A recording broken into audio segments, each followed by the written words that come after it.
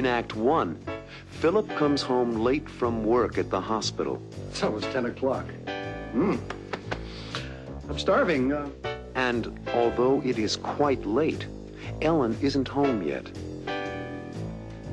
Where's Mom? She went to a school board meeting. Robbie sees that his parents are very busy. You and Mom haven't had dinner together with us in almost a full week. Yeah. I feel bad about us not having dinner with the family, but our schedules are so different. A little later, Robbie talks to Grandpa. What do they talk about?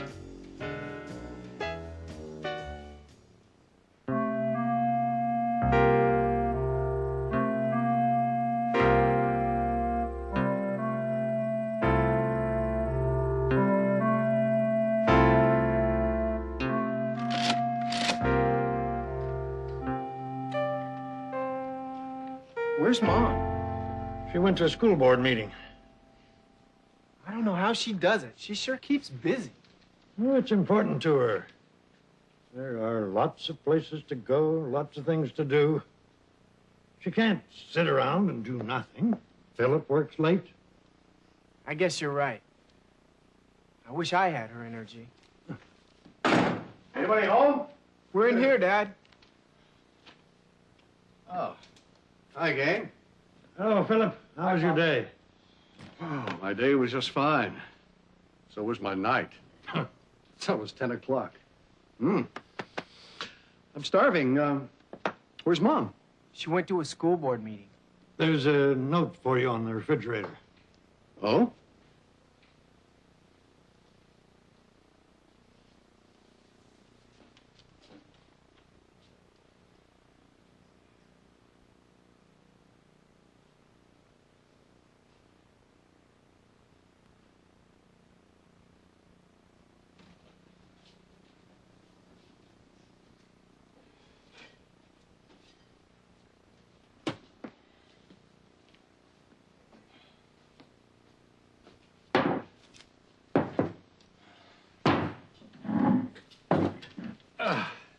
Did you have dinner, Robbie? Yeah. Mike and I had a hamburger at the diner. I came home a little while ago. You've been working late almost every night this week, Dad. Aren't you exhausted? I don't have time to be exhausted. You and Mom haven't had dinner together with us in almost a full week. Yeah. I feel bad about us not having dinner with the family, but our schedules are so different. Either I'm at the hospital doing paperwork, or Mom is at a committee meeting. I frankly don't know what to do about it. I'm worried about you and Mom. You really have been working too hard. Well, I think I've had enough of that sandwich. You didn't finish it. It's not good to eat before going to bed. Cookie can't hurt, though. Well, I'm heading off for bed, and a good night's sleep. Well, good night. Good night, son. Good night, Dad. I'm going to bed. Good night, Philip. Haven't you finished balancing that checkbook? I found another mistake. I'll be off to bed myself in a minute. Okay. Bye.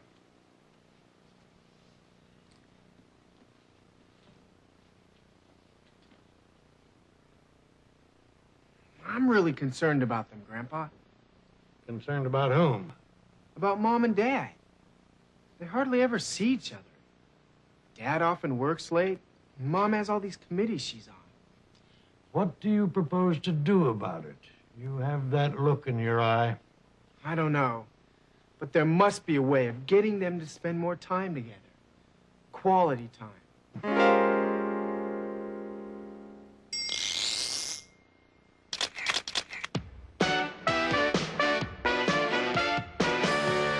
Got home late after working all day. I was hoping to find you, but you were away. You left me some dinner, something to eat, but I won't be waiting up, 'cause I gotta get to sleep. I'm gonna get home late after working all day. I know you'll be home, but I'll miss you anyway. I hope you find my note and have something to eat. I really wanna see you, but you'll be asleep. We never seem to have any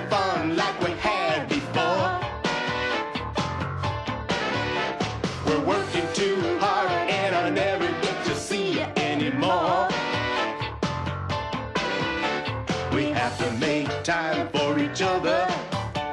We owe it to ourselves and one another. So why don't we do it? What do you say?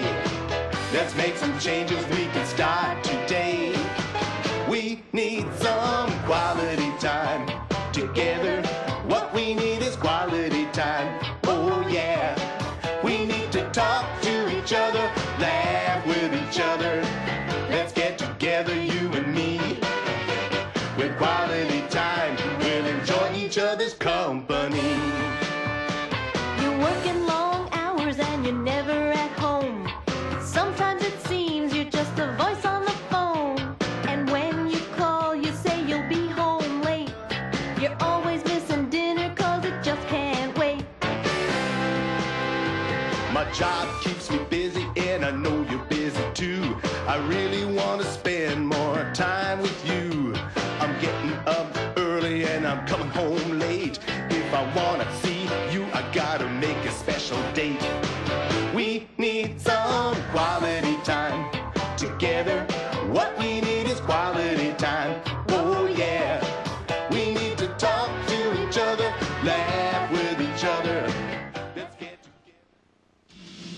In Act 2, Robbie tells Ellen how he feels. Dad works hard and he works late. You work hard on all your committees and you work late. Robbie wants his parents to spend some time together. I think you ought to take a vacation away from the family. Alone. But Ellen knows that she and Philip are too busy to take a vacation. So Robbie tries again. I think I have an idea.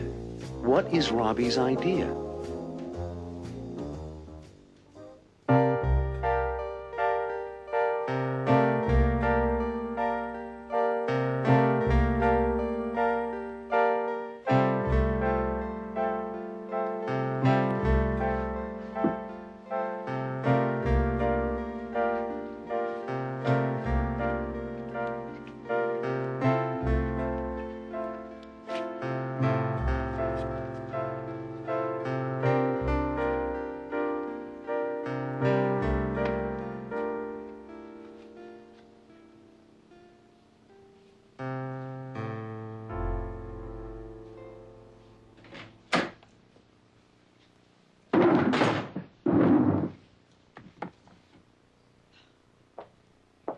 Hello there, Robbie. What are you doing up this late? Reading? Reading at this hour? Oh, come on, Robbie. What are you doing up this late? Things on my mind? Oh. You care to talk about them? Sure, if you don't mind listening. Robbie, remember me? I'm your mother. If you have something you want to talk about, I'm always prepared to listen. You haven't been around much lately. So that's it. Okay, let's talk. You and Dad are like ships that pass in the night. Dad works hard and he works late. You work hard on all your committees and you work late. I thought you were proud of the work I do. I am, Mom. Real proud. You are one fantastic mom, but I've been noticing how little quality time you spend with Dad and me. And the family. It's a real problem, Robbie. I know it. I'm concerned. There must be a way that Dad and you can spend more time together. Well, we always talk about taking a vacation together with the family. I think you ought to take a vacation away from the family. Alone. Kind of a second honeymoon. It would be wonderful, but our schedules won't allow it. I think I have an idea. You do? Yup. I think I have an idea that will bring Dad and you together in a more scheduled way. Well, what is it? Well, you know how Dad is always talking about the kids in the ward and how important it is for them to be paid attention to? Yes. Well, and how hard it is because the doctors and nurses are so busy? Yes. Well, how would it be if you took some time to work with Dad towards solving that problem. I don't get it. Like setting up a regular weekly reading program. You and Dad. You and Dr. Philip Stewart going to the children's ward once or twice a week and reading to them. Not a bad idea, Robbie. As a matter of fact, it fits right in with something I'm working on right now with the school board committee. What's that? I've been trying to work out a program in the public school that will bring parents and teachers together once a week to read to the students, their own children, really. By doing that, it will encourage reading. So it might fit in with a program for reading to the kids in the hospital. You're right. We'll do it. I'm going to talk to Daddy about it right now. But Dad was so exhausted when he came home from work. Why don't you talk to him about it tomorrow? You are a very smart young man, Robbie. I think I'll wait until tomorrow. You won't forget, will you? Oh, believe me, I won't. It is a great idea, and I promise you I won't forget. Thanks, Mom. Thank you, Robbie.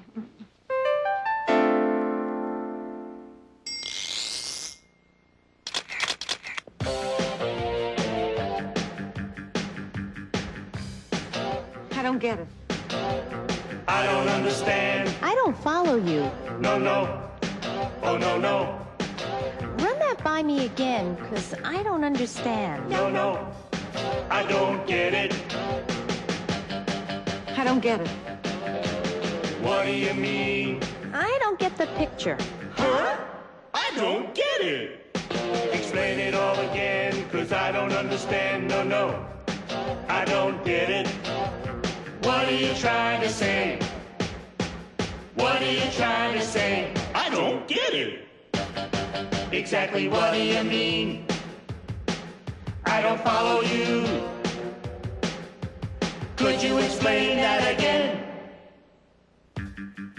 I don't get it. I don't understand. I don't follow you. No, no. Oh, no, no. Run that by me again, because I don't understand. No, no. I don't get it.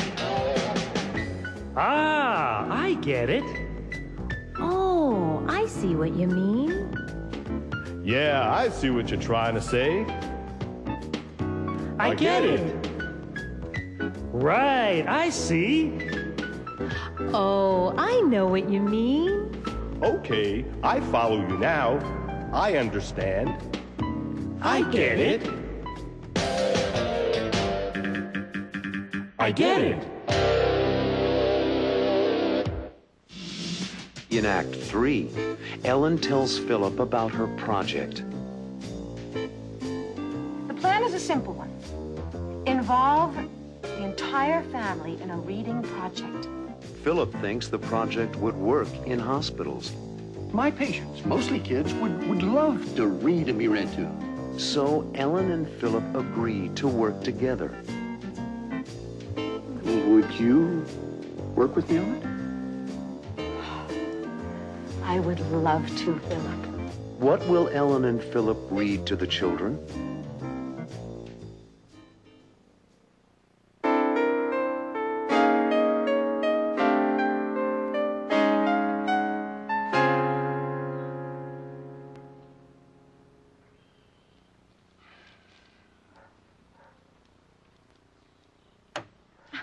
Good morning. Oh, what a wonderful morning. Don't the flowers smell wonderful? Good morning, Ellen. Yes, they do. That's why I'm reading my paper and having my coffee on the patio this morning. Ah, it does smell sweet. How was your school board meeting last night? You must have come home very late. Did you find the sandwich I made for you?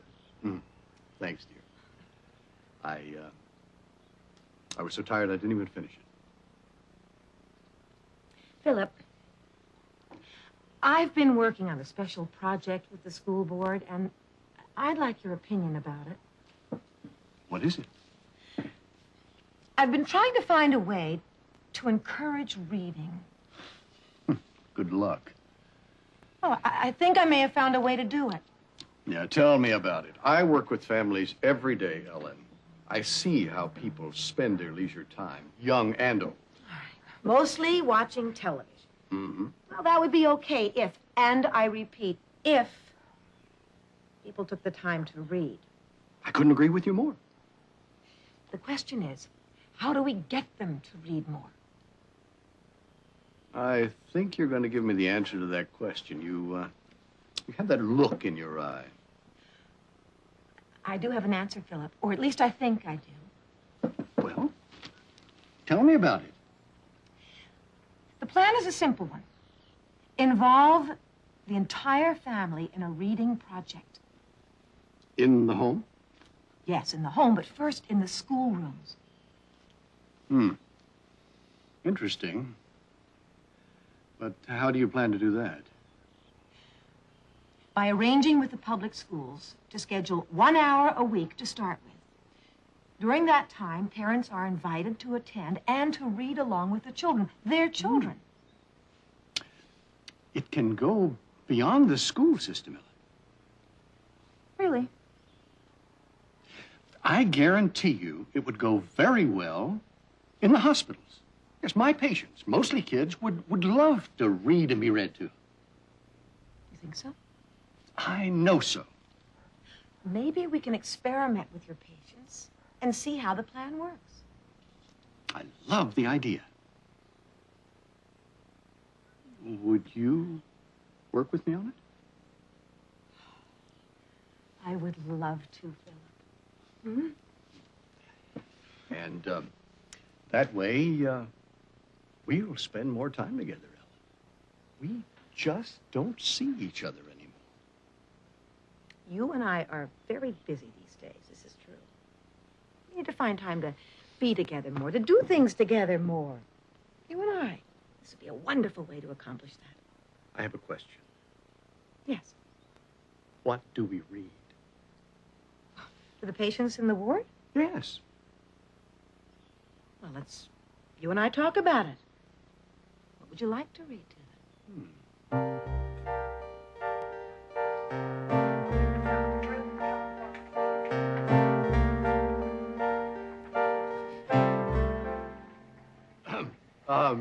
Mrs. Stewart and I will read a poem by Robert Frost. It's called Stopping by Woods on a Snowy Evening. Would you begin, Ellen? Oh, all right. Stopping by Woods on a Snowy Evening by Robert Frost. Whose woods these are, I think I know. His house is in the village, though. He will not see me stopping here to watch his woods fill up with snow. My little horse must think it queer to stop without a farmhouse near. Between the woods and frozen lake, the darkest evening of the year. He gives his harness bells a shake to ask if there's some mistake. The only other sounds, the sweep of easy wind and downy flake. The woods are lovely, dark and deep. But I have promises to keep and miles to go before I sleep. And miles to go before I sleep.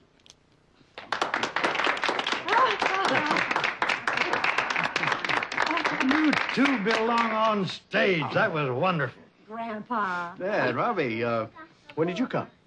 We've been listening to you both. These are lucky kids. Do you enjoy reading together? Well, we may read together aloud at home. You were right, Robbie.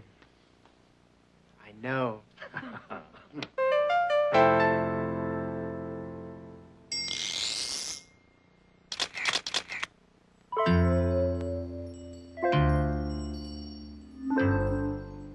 Whose woods these are, I think I know. His house is in the village, though. He will not see me stopping here to watch his woods fill up with snow. My little horse must think it queer to stop without a farmhouse near, between the woods and frozen lake, the darkest evening of the year. He gives his harness bells a shake to ask if there is some mistake. The only other sound's the sweep of easy wind and downy flake. The woods are lovely, dark and deep, but I have promises to keep. and miles to go before I sleep, and miles to go before I sleep. Whose woods these are, I think I know. His house is in the village, though. He will not see me stopping here to watch his woods fill up with snow. My little horse must think it queer to stop without a farmhouse near. Between the woods and frozen lake, the darkest evening of the year. He gives his harness bells a shake to ask if there is some mistake. The only other sound's the sweep of easy wind and downy flake.